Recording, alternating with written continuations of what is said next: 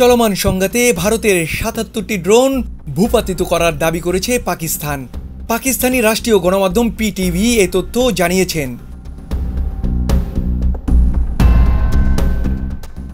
শুক্রবার নিরাপত্তা সূত্রের বরাত দিয়ে পিটিভি খবরে জানায়, পাকিস্তানি বাহিনী রিপোর্ট লেখা পর্যন্ত মোট ৭৭টি ভারতীয় ড্রোন ভূপাতিত করেছে।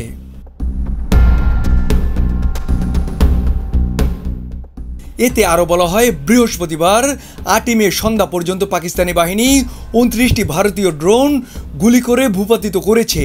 এরপর বৃহস্পতিবার দিবাগত রাত থেকে আরও ৪৮টি ড্রোন ধ্বংস করা হয়েছে।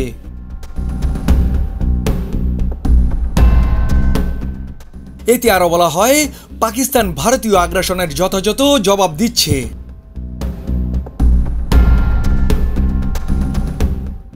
মোয়াজ্জেম হোসেন, চলমান বিশ্ব।